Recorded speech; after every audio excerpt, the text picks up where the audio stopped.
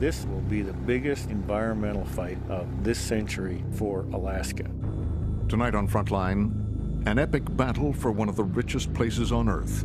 Bristol Bay is off the charts for wild salmon. But it is the largest copper and gold resource in North America. Preserve it or mine it? We would be changing a fish and wildlife system into a mining district. Can one of the richest gold and copper mines on the planet coexist with one of the world's great salmon runs? Pebble Mine is a huge project, but it's not just on any river. It's two of the most productive salmon rivers on the planet. Tonight, Frontline investigates. It will change everything. Alaska Gold.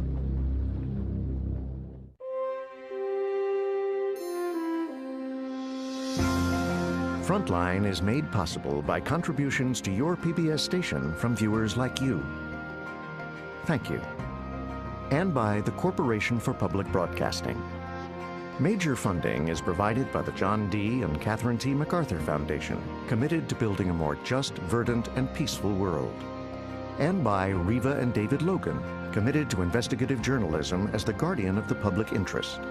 Additional funding is provided by the Park Foundation, dedicated to heightening public awareness of critical issues. And by the Frontline Journalism Fund, with grants from John and Joanne Hagler on behalf of the John L. Hagler Foundation, and Scott Nathan and Laura DeBonis.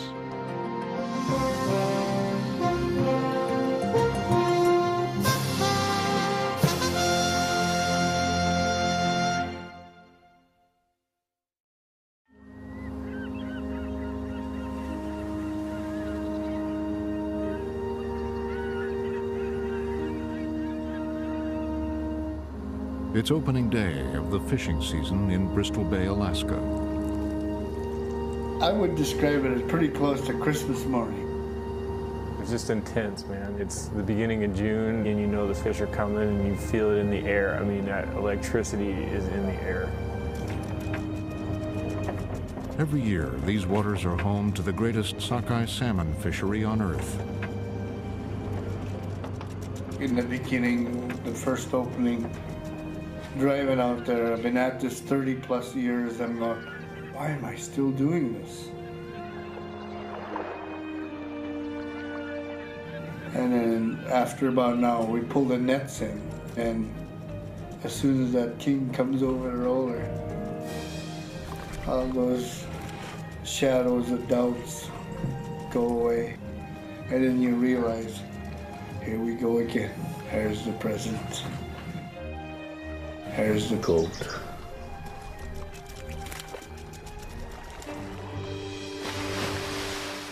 Bristol Bay is this just phenomenal resource, this salmon factory that doesn't exist anywhere else on the planet anymore. Bristol Bay is off the charts for wild salmon production. It's the largest sockeye salmon producing system in the world. It's produced up to 60 million fish returning from a single spawning event. A wall of fish comes at you, and I say a wall of fish, that is a wall of fish when they hit Bristol Bay. They come by the millions. They'll just sink net after net right in front of you. You're never gonna, you can't catch them all. Bill got another one! The amazing thing about salmon is that we can actually catch about half of them sustainably. It's difficult to actually put an economic value on a resource that could be mined forever.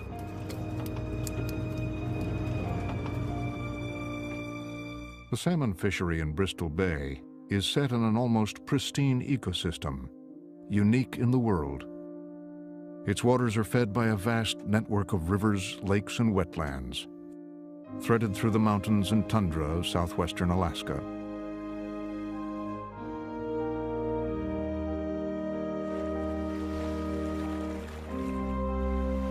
Every season, salmon leave the sea where they've spent much of their lives and push their way upstream, intent on making it to the place they once came from.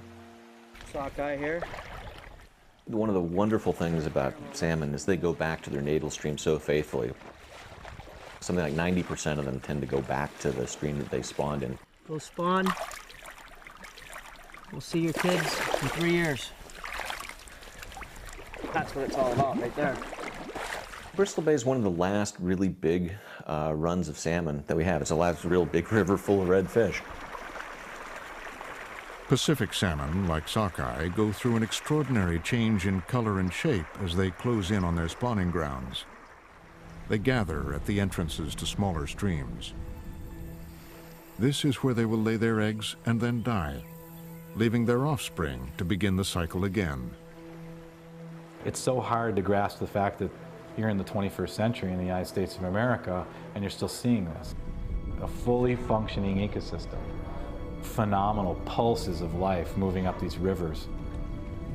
Wild fish are important because they're beautiful. It's a beautiful species and they're a miracle of nature. But they're important because they're also the food source for everything from bears to caddisflies to eagles to killer whales.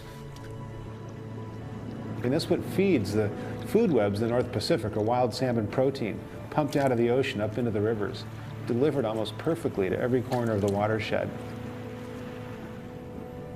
Bristol Bay's Great Sockeye Salmon Run is concentrated in several major river systems. Each year, millions of fish swim up rivers like the Nushagak or the Kwijak to get to their spawning streams. It's here, north of Lake Iliamna, between two branches of that pristine watershed, that an extraordinary discovery has been made. For decades, several mining companies have been exploring the area, drilling core samples and mapping an area called the Pebble Deposit.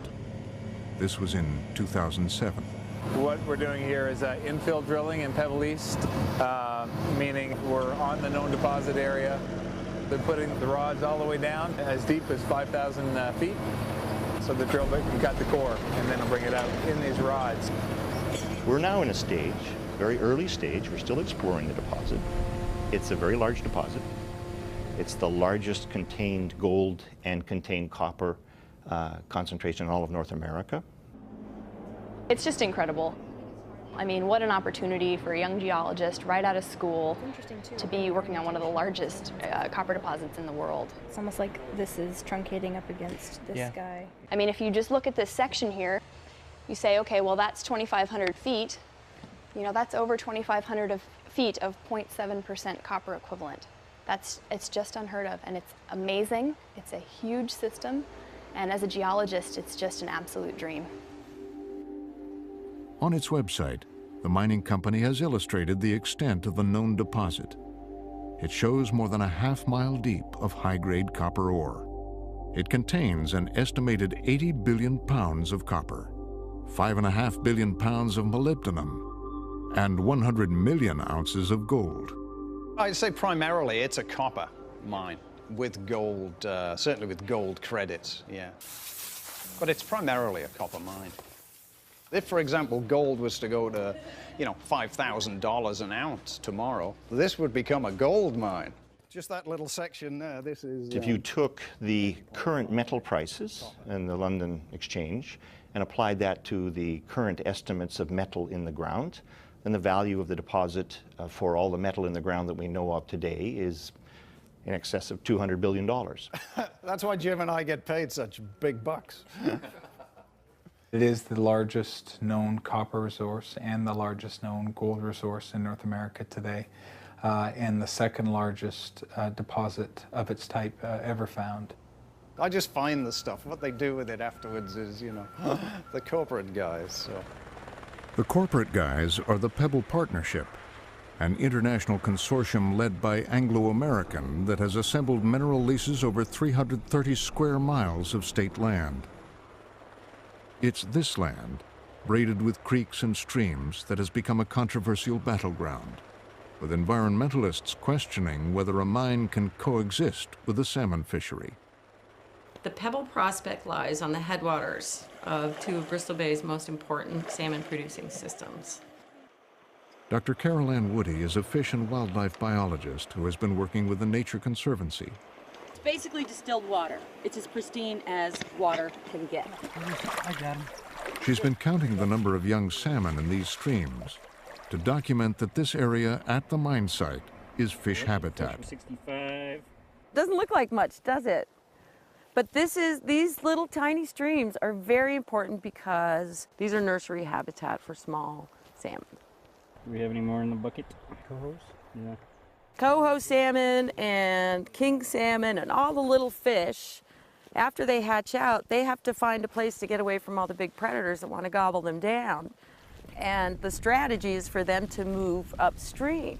And this is where the small salmon learn to fight and get food and run away from smallish predators, and they sort of go from being a little kid to the teenager till they can play in the bigger river with the big kids. If you put water in it, they mellow out. Watch.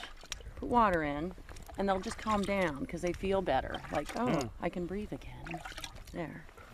In Alaska, unlike the lower 48, you have to show that there are salmon in a stream before it can be protected. I think I'm going to just set one here because I had asked Fish and Game if they were going to survey all these small tributaries feeding into the main stems, and they said that they didn't have the direction or the money to do this work. The Nature Conservancy stepped up, and we got a crew of 6 volunteers and documented 28 miles of salmon stream. So we'll nominate this, and now if people want to muck around in here, there'll be restrictions on how they can do it. But this will be impacted. How much? We're not sure until we have an idea of what they're going to do and what the plans are.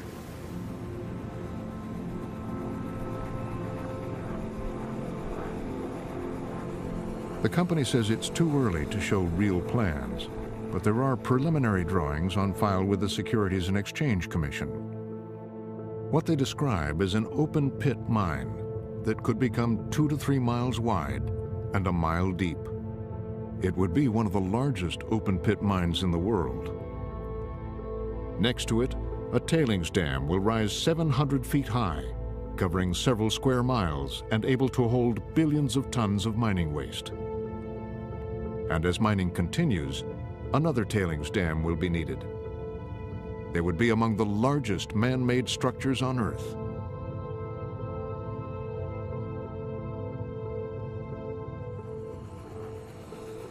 It's going to be probably at least a $7 or $8 billion investment just to get us up and running. John Shively became CEO of the Pebble Partnership in 2008. His job is to guide the project through the long permitting process. We think the resource probably would last for 100 years or more of mining, but we're not going to try to permit a mine that's 100 years long. This is the valley where the mine would be built, 15 miles from Lake Iliamna. It's a very complicated project. I mean, it's a mine, and a significant size mine. It's an 86-mile road. It's a brand new major port, and it's a power project. Any one of those 4 would require a full environmental impact statement. So making all those pieces fit, both in terms of the environment and then economically and operationally, is not easy. A mine in this area is very complicated. There are a lot of moving parts, and you have to really look at every one of those closely. Ken Taylor is a wildlife biologist who is in charge of Pebble's environmental studies. If we can't coexist with the fishery, then we shouldn't build a mine, because fish are really important to the people out here, and we have focused a lot of our environmental baseline studies on fish and fish habitat. Our water quality studies have been extremely intense, far more than any other mine or oil and gas development project has done in Alaska in the past. Taylor believes that the waters near the mine site are not a very important part of the salmon habitat. The area that we are likely to impact if this mine goes forward is not a very productive part of Bristol Bay in and of itself. It's a very small part of the headwaters that typically freeze solid during the wintertime. Oh, there's a little Jack. Tom Quinn is professor of aquatic and fishery sciences at the University of Washington and a leading expert on salmon and trout. If you were to pick the worst place in the world from the point of view of salmon to have an activity like this, it would be right exactly where they've got it. He has been conducting research on the life cycle of salmon in the Bristol Bay region for 25 years. Or treat 5. There's a tremendous exchange of groundwater and stream water. Water will crisscross back and forth between the Mulchetna and Kvichak river systems in the area precisely where the mine is proposed to occur. So the groundwater is crisscrossing back and forth from one basin to another, and the salmon spawn in that groundwater. So this area is extraordinarily vulnerable to toxins and pollution because the groundwater penetrates so deeply and moves so freely from stream to stream. But also, there's absolute certainty that stretches of productive salmon and trout river will be dewatered. They'll simply pump the water out of them, because in order to have a deep pit, you've got to keep it dry, and the bottom of the pit is well below the level of the lake. So they'll be constantly pumping out and dewatering streams. I mean, that's an absolute certain effect on those populations. You don't want to take out a lot of water from a fish stream and not replace it. Pebble says that all the water will be recycled back into the watershed. What we want to do is discharge as much surplus water as we can after it's been treated and meets water quality standards. And that's one of the things we have to do under the conservation laws. That's one of the things we want to do. We have to ask ourselves whether it's worth the risk. The local fishermen are not convinced. Not no, not just no, but hell no. Don't trust the state of Alaska to tell you whether this mine is good or not. Let your gut tell you. Do you want to roll the dice? The commercial fishermen have joined forces with the environmentalists against the mine. And for many of the Alaska natives, the mine is threatening an ancient way of life.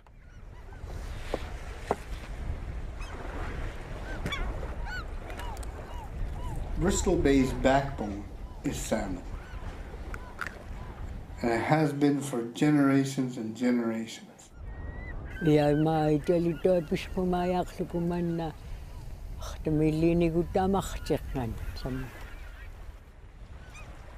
75-year-old Mary Olympic has lived in the Bristol Bay area her entire life.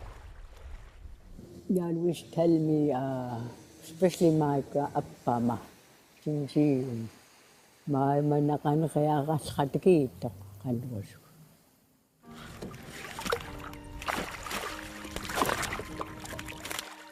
Mary Olympic's daughter Lydia now lives in the city. You're like the salmon. You know when it's time to come home. We've always done it. I grew up going back, and you look forward to it. This is the only time you ever get to interact with Mom in her setting, what she's good at, what she knows.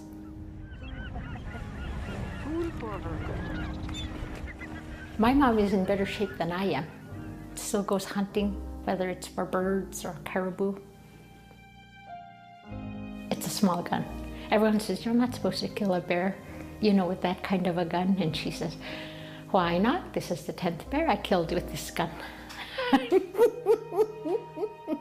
And she says, you need to get close.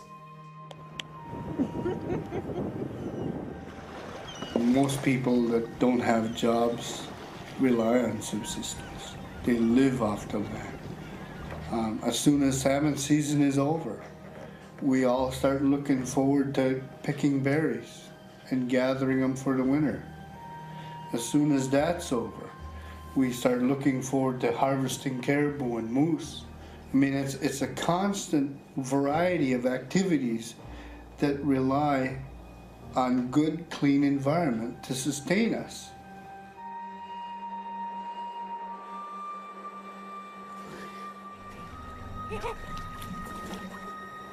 If Pebble goes through, it will change everything. Having that influx of outsiders coming in, affecting the way we live, that would be really hard on us as a people.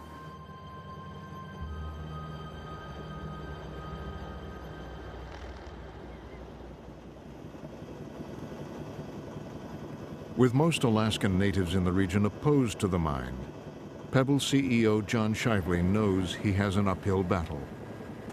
I came to Alaska in 1965 as a VISTA volunteer. Most of my work has been with Alaska Natives, looking for economic opportunities for people that live in rural Alaska. Shively has made a point of visiting local villages to explain the potential benefits of the Pebble project. So I'm all for the bear hunting. I have several ideas. I mean, the first is that I actually think the road itself ought to be owned by Native corporations, starting, of course, with the corporations that have land ownership. There are some people that are very much for it because of the economic opportunity. It's completely divided the whole region. It's really sad. It's a big deal. It's on the top of everyone's mind. So I think there certainly will be opportunities there. With so few opportunities in these villages and a local population of just a few thousand people, Shively's promises are welcome to some locals. My family, when I was growing up, we were raised on the land. My dad was a trapper, and we were raised off subsistence. This is ready to be chopped up and thrown in the pot. Lisa Reimers heads a group that wants to develop the Lake Iliamna region. So you don't take the bones on it, Lisa? Nobody truly lives off subsistence anymore like my parents did. We became a cash economy, and now we need more than fish. He does take the bones out. We live on salmon. We love our salmon. We enjoy our salmon, but it's not going to get us gas for a Honda. It's not going to get us gas for the truck. It's not going to get us gas for the boat. It's not going to pay the light bill. It's not going to pay any kind of bills, internet bill, phone bill. It's not going to do that for us, and we need jobs to do that. Here in Southwest Alaska, it's easy to see the positive impact Pebble is having on the region. Jobs. It's unclear how many of the 1,000 or so permanent jobs at the mine will go to locals. Pebble is going the extra mile to coexist with the environment. But Pebble has unleashed a barrage of ads to promote the mine and wider economic development. They are spending so much money because so much is at stake. Log on and learn the facts today. By the end of this year, we'll have spent totally, since I've been here, a little over $400 million. I think probably around $450 million or so. Anglo-American is paying most of those expenses. In 2007, it agreed to spend $1.5 billion in startup costs. It could be money well spent. By 2011, the deposit was worth close to $500 billion. As demand for gold and copper surged on the world market. Copper is sort of like the stealth mineral because people don't think about it, and yet if my friends in the environmental community that are opposed to the mine took my advice and took a no copper pledge, their lives would be much different. You might be surprised to learn just how much copper is a part of our daily lives. The global demand for copper has become a central argument in Pebble's marketing campaign. If you have a cell phone, if you have a car, if you have anything that has electric in it, you've got copper. You can thank copper for that extra gas mileage. If you want to buy a hybrid car, you're going to have almost twice as much copper as if you buy the same model that isn't a hybrid car. A house isn't a home without copper. There is plenty of copper around. There are mines in Africa, in South America, in the United States, like the Bingham mine and others, where they're mining copper and doing quite well. And the volume produced is actually very high. That's the argument opponents make, that for all the wealth of the Pebble deposit, it's not essential, and the trade-off is too high. The Pebble mine, it's the wrong place and the wrong mine. Rick Halford was president of the Alaska State Senate. When you talk about dollars or gold volume or copper volume, it's billions. But there's billions on the other side.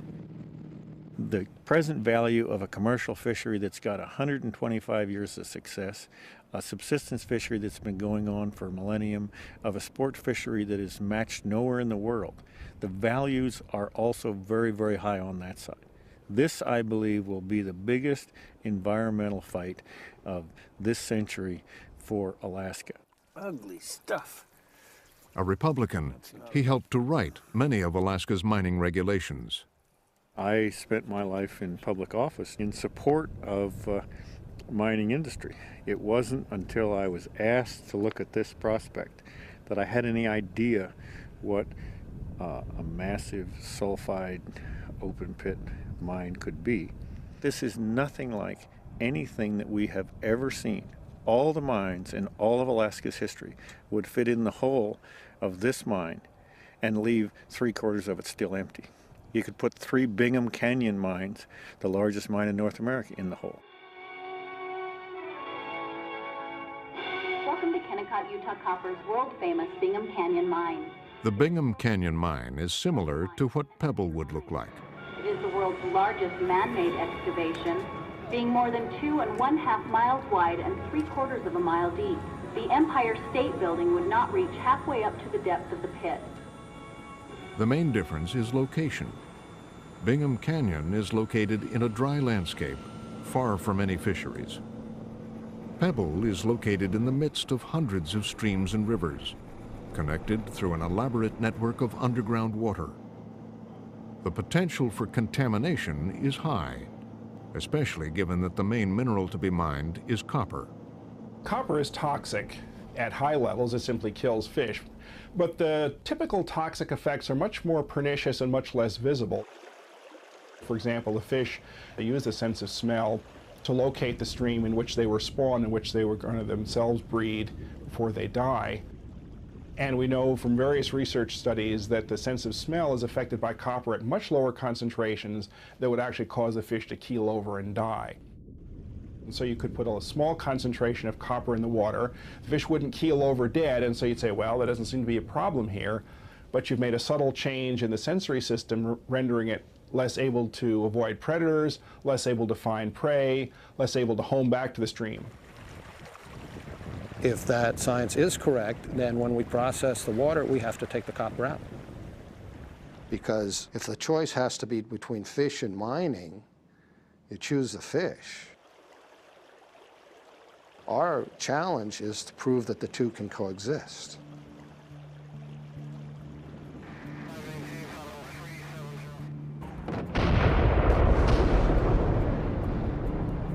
The question of whether or not the two can coexist is directly related to how copper is mined. This mine near Santiago, Chile, uses the same method that Pebble would in building an open-pit mine. It starts with blasting the bedrock and hauling away the ore, which is then put through a series of crushers that grind the rock into a sandy powder. Then liquid chemicals separate the metal from the ore, creating a copper concentrate. This copper slurry would be moved almost 100 miles by pipeline to a new port on Cook Inlet and shipped to smelters for refinement into pure copper plates. A byproduct of this process is an enormous amount of waste. In the case of Pebble, it's estimated that the mine could create up to 10 billion tons of waste, which would need to be stored and monitored forever. It's hard to imagine what 10 billion tons really is.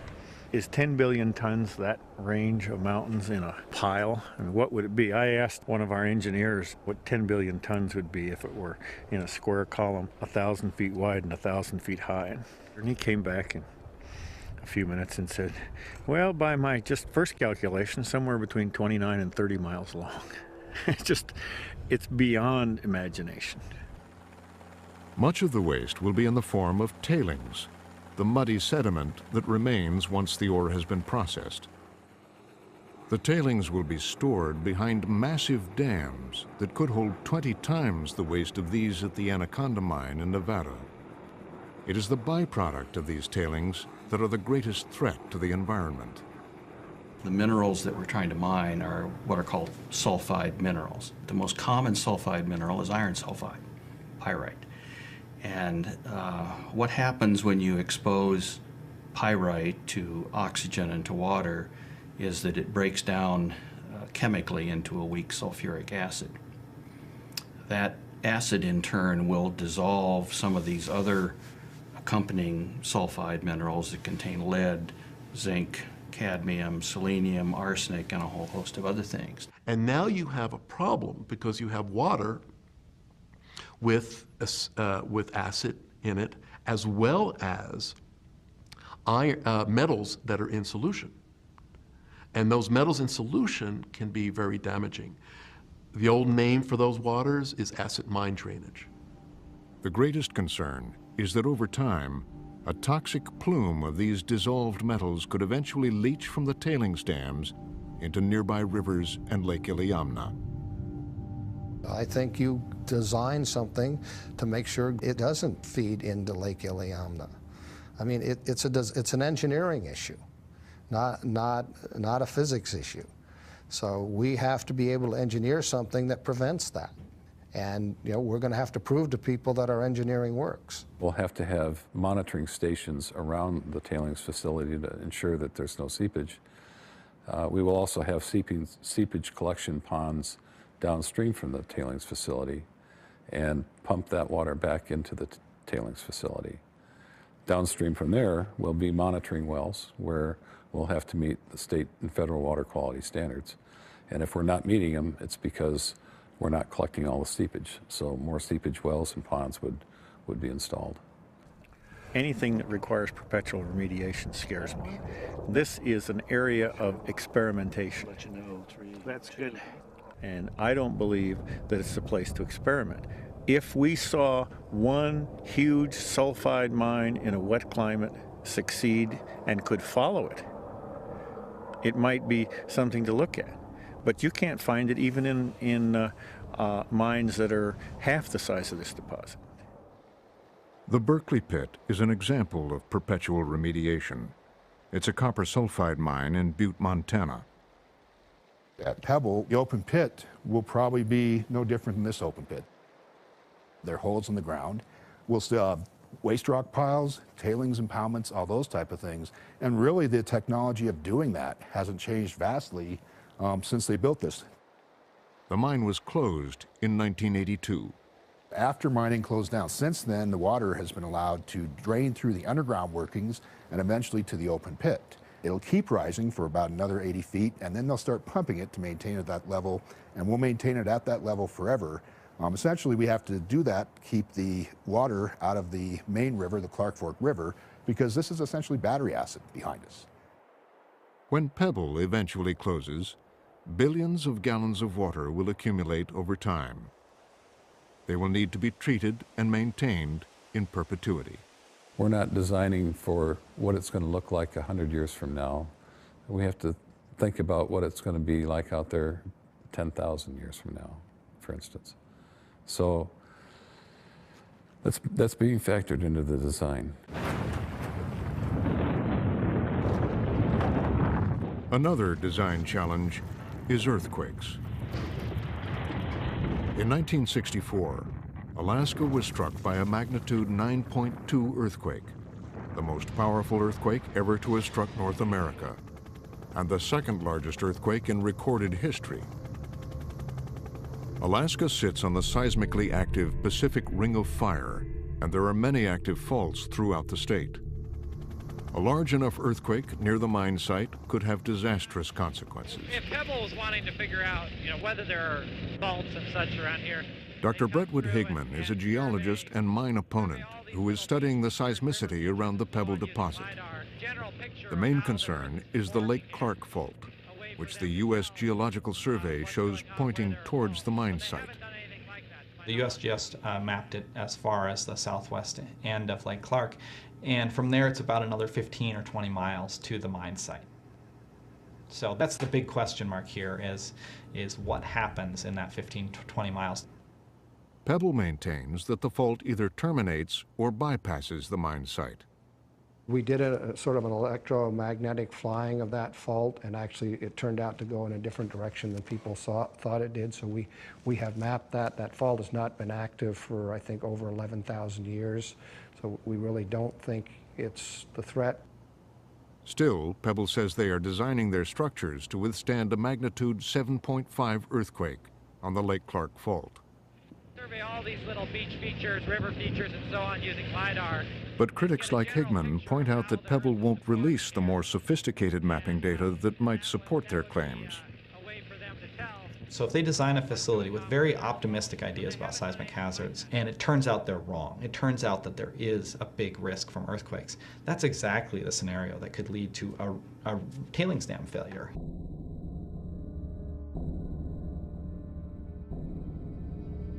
Tailings dam failures are caused not just by earthquakes. This spill in 1985 near Stava, Italy, was the result of poor design and extreme water pressure. It killed 269 people. The most common failure mechanism is related to hydrologic events, that is, large storms that basically overwhelm the storm retaining capacity that the dam was designed for. The Bristol Bay region already experiences heavy rainfall. The effects of future climate change will also need to be considered in the design of the dams. There's quite a long list of recent tailings dam failures of dams that were built with modern technology. I've stood on top of several tailings dams that have failed in South Africa, in Brazil. The recent one that was in Hungary in the last couple of years, quite an ugly spill. In Kolontar, Hungary in 2010, this tailings dam collapsed after heavy rains, contaminating the town and nearby rivers. But John Shively is not worried that the dams at Pebble will fail. I basically believe that the technology is there to build the mine. I am convinced that the ability to keep things behind the tailings impoundment facility that need to be kept there, that technology is all there. We are going to have to prove that we can do that to people. If we can't prove it, I don't see how the mine gets permitted. The town of Dillingham is home to many of Bristol Bay's fishermen. In the winter of 2012, environmental scientists from the Coalition of Opponents gathered here to ask hard questions about the mine. After 8 years, the Pebble Partnership had released its environmental study. At 27,000 pages, this was the final step before the formal permitting process for the mine would begin. When we went into the tributaries, we started at the confluence with the main stem. They presented their findings. The studies were pretty exhaustive. Consultants studied the physical environment, the biological environment, and the social environment. And obviously, fish are very important out there, so the fish studies were very extensive. 97 trout were tagged. Dr. Carol Ann Woody questioned Pebble's research. Millions of dollars have been spent, and we still don't know how many fish actually spawn there. It's all focused on the main stem rivers. The main stem rivers are only about 200 miles of habitat. The majority of salmon habitat in that region is in the headwaters. We had the drilling, we had site reconnaissance. And that concerns me. A lot of the groundwater models rely on information collected from these drill cores, so you know what the different layers. Woody was also concerned about how the data was released. And there have been a number of requests for the drill log information. Yeah. Do you know if that information will be made available? Well, all the drill hole logs are included in the EBD, and the EBD is publicly available. That information is not easily used because it's in a format that is very difficult for scientists to look at. If the Pebble Limited Partnership... Science is only science when it's past a jury of its peers. The data that has been collected at Pebble, you couldn't really call it science at this point because it's not reproducible. You can barely figure out what's been done. The information they provided in their environmental baseline document is locked. You can't analyze the information because it's in a format where you would have to enter everything by hand if you wanted to run an analysis. So, are there plans for the Pebble Limited Partnership to release that information in a usable form? We have no plans at this time to distribute the information in an electronic form that can easily be manipulated. It's not a standard industry practice to even release this information prior to permitting. And I think most of you know I'm retiring in 5 weeks, and whoever replaces me may change that decision, but that's where it is right now. Opponents say difficulty obtaining useful data from Pebble has been an ongoing problem. These emails, obtained by environmental groups through the Freedom of Information Act, revealed that many state regulators who attended meetings with Pebble were frustrated by the company's refusal to share information. This email from an official of Alaska's Department of Fish and Game says, "It's virtually impossible to review Pebble's science because they don't provide the detailed project designs agency staff have consistently asked for." Some regulators questioned why they had been asked to the meetings, saying that none of those agency suggestions have been incorporated in any of Pebble's studies. Another official wrote, "This entire process benefits only Pebble's public relations campaign. These meetings are a waste of our time." John Shively's response is, wait for the permitting process. He says all environmental concerns will be addressed by the state and federal agencies, who will soon begin the elaborate process of permitting the mine. Permitting process will probably take 4 to 5 years. And then there's a question of which government agency might cause us the most trouble potentially in permitting. We have a number of challenges. Obviously, the Environmental Protection Agency, both in terms of their water issues, our use of wetlands where they have concurrent jurisdiction with the Corps of Engineers, air permitting, endangered species around the port are all issues we're going to have to deal with.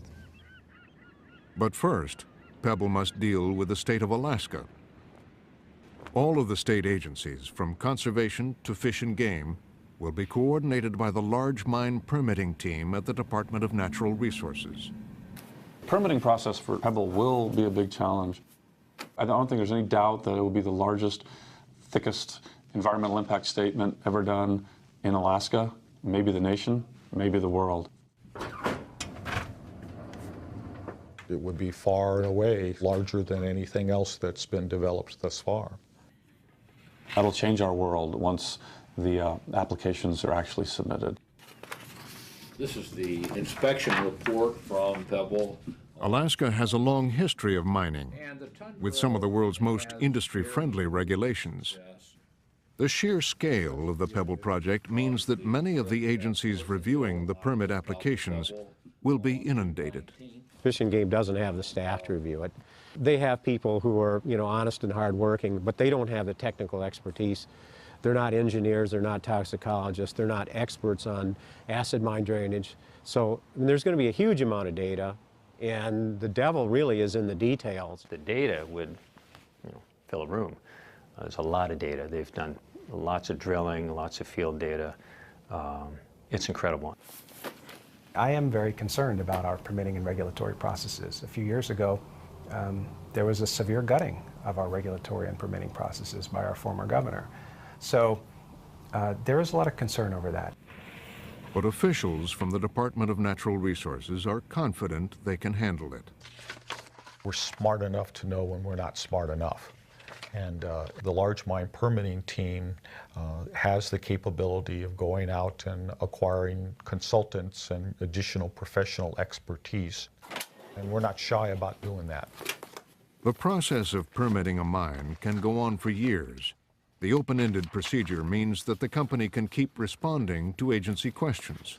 If the company can meet all the standards in their design, then we may have no choice but to permit it. If they can show that water quality will be protected, and that air quality will be protected, and the fish and wildlife resource will be protected, then essentially they're due a permit. Obviously, the intent here is that to allow the project to go ahead if they can meet these requirements. As long as they keep beefing up the design, at some point, you would think we would have no choice but to say, yeah, well, you're going to meet all the laws and regulations there. Okay, that's going to pass muster. Once they go to permit and they file a report and they ask to get a permit, I think they'll get their permits. I think, the DNR Large Mines Department is going to figure out a way to permit this thing. And they'll have a bunch of mitigating measures and stuff to try to reduce the risk and the impacts, but it'll go to permit once they file. If the Pebble Partnership does get its permit and the mine is built here in this valley, it will have a much wider impact than a single mine. After Pebble, it would be harder for regulators to turn down other mining claims. If Pebble Mine is permitted and they develop a port and the road and the power, it would be a game changer for that region of Alaska.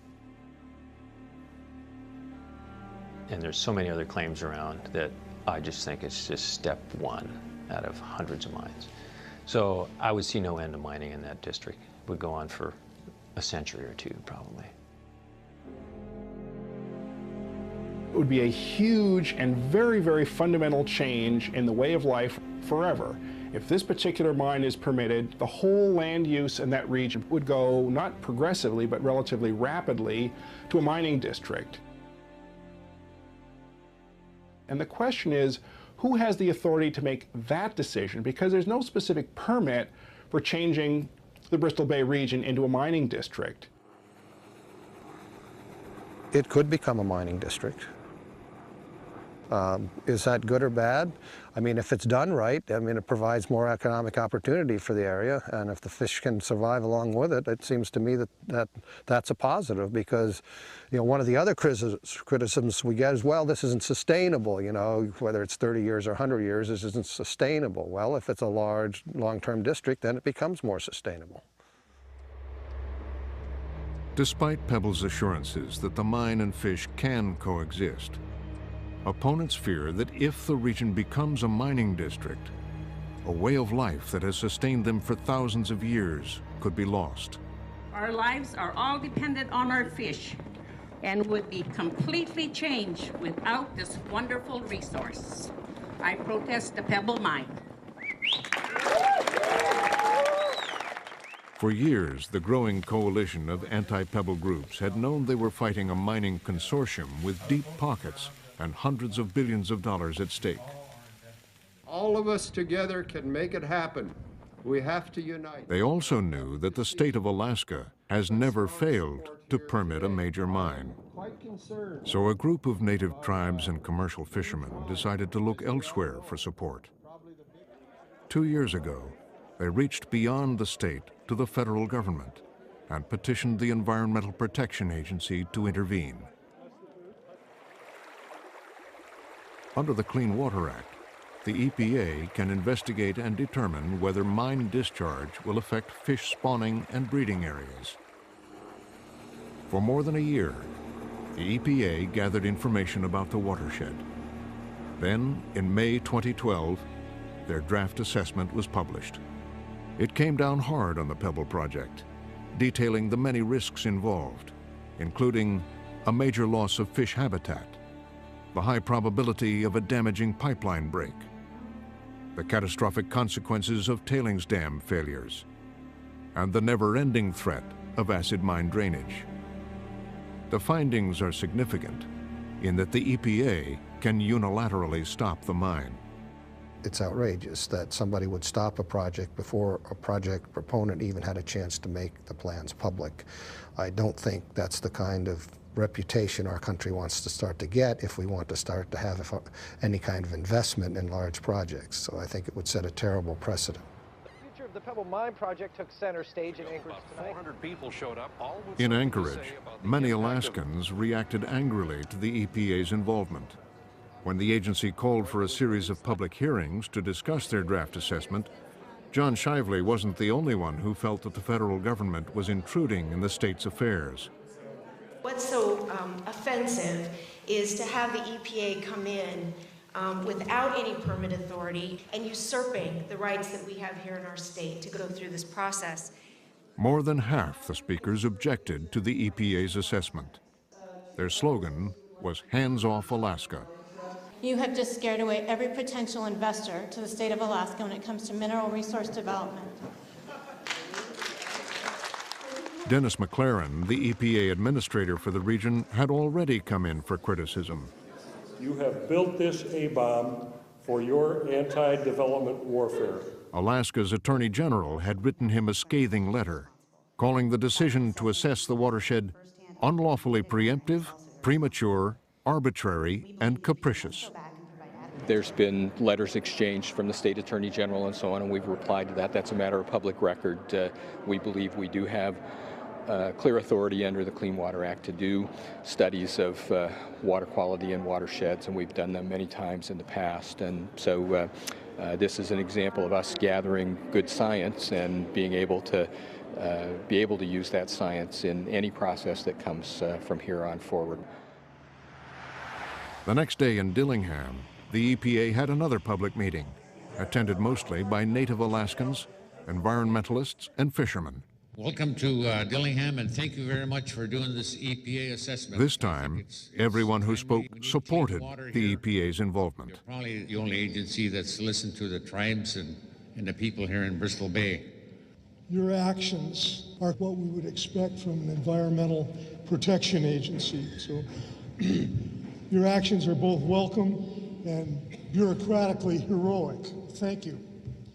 After an independent panel of scientists reviews their data, the EPA could make a decision that's sure to be politically controversial, everywhere but here, a regulatory action that could effectively stop the mine. I wish to thank EPA for coming, and remember, we must all do everything we can to take care of this big village we call Earth. Thank you very much. Thank you.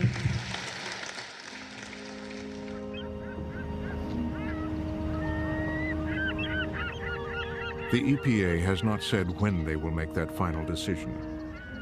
But whatever the agency decides, legal challenges, political battles, and the debate about the Pebble Mine will be argued for seasons to come.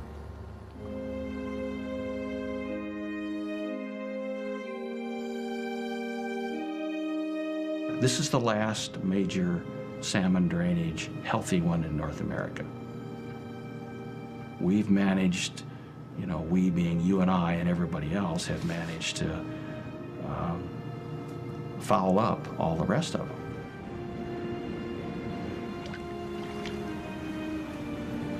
Best case scenario would be everything works like they say it'll work. Nothing goes wrong, no impacts, doesn't put the fisheries at risk. But the record of that kind of development in a relatively pristine, functioning salmon ecosystem is very clear. We mess them up. I can't tell you that this mine is going to be a disaster. They can't tell you that this mine won't be a disaster. But I can tell you that from a probability standpoint, it's not a good bet that there won't be problems.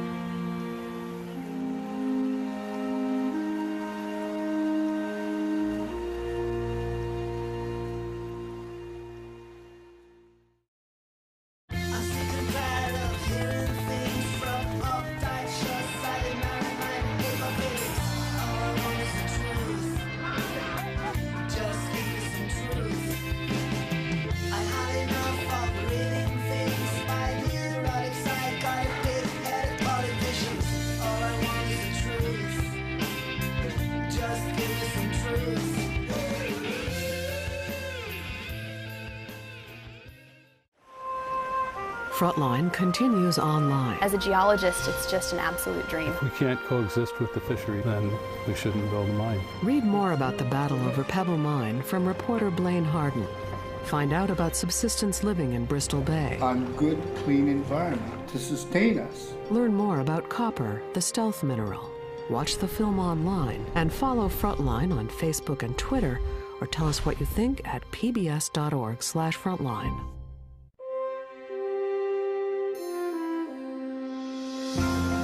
Frontline is made possible by contributions to your PBS station from viewers like you. Thank you.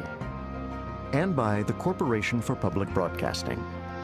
Major funding is provided by the John D. and Catherine T. MacArthur Foundation, committed to building a more just, verdant, and peaceful world. And by Reva and David Logan, committed to investigative journalism as the guardian of the public interest. Additional funding is provided by the Park Foundation, dedicated to heightening public awareness of critical issues. and by the Frontline Journalism Fund, with grants from John and Joanne Hagler on behalf of the John L. Hagler Foundation, and Scott Nathan and Laura DeBonis.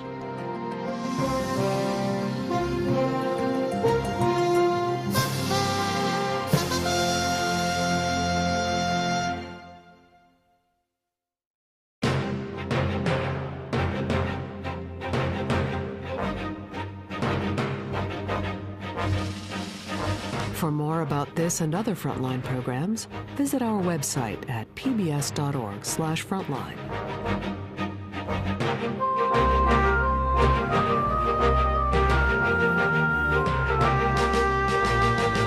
Frontline's Alaska Gold is available on DVD. To order, visit shoppbs.org or call 1-800-PLAY-PBS. Frontline is also available for download on iTunes.